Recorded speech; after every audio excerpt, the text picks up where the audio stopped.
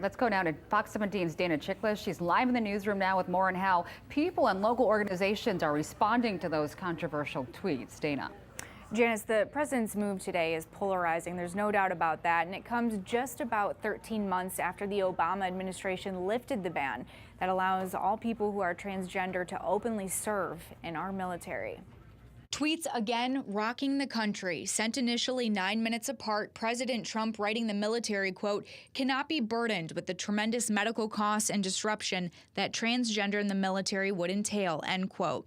But last June, when his contradictory campaign trail rhetoric was still supporting the LGBTQ community, Caden Grinwis said his life was changing. He came out as transgender.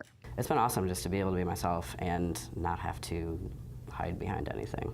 Now he's building his marketing career and serving as a board member with the Grand Rapids Pride Center. Grinwis considered joining the military and says any large medical cost for trans soldiers is unfounded. Being transgender means something different to everybody. Not everybody goes on hormones and everybody has surgeries, you know. It's who you are, it's internally. So how you choose to present to the world is a totally different topic. Some like Doug Pickle, who started the national nonprofit Purple Heart Homes, agree with Trump, wanting to keep health care costs across the military down. If you're going to serve our country, serve it as God created you. And then what you do after that, that's your business. Go ahead, do whatever you want. You earn that right. Yet overall, agencies like the American Medical Association and research also refute the notion of any medical burden for trans military troops.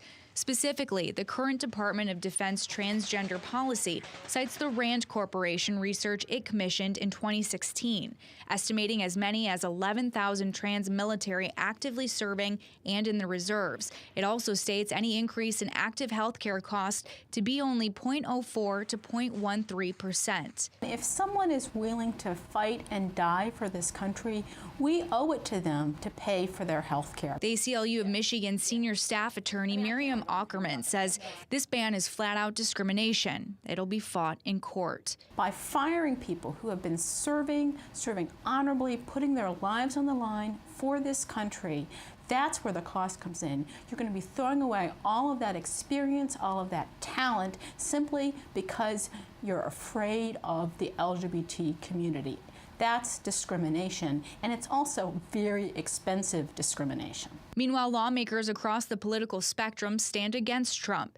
U.S. Senator Debbie Stabenow, spokesperson, gave this statement to Fox 17, quote, the Trump administration is playing politics with our nation's military and trying to distract from the important health care debate happening in Congress. Senator Stabenow believes men and women bravely serve in our military and should be able to do so, no matter their identity, end quote.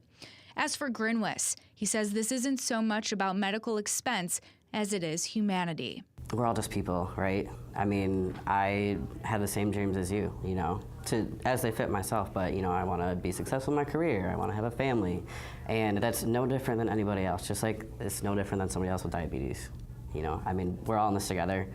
We all want peace in the end, so we've got to stop fighting each other.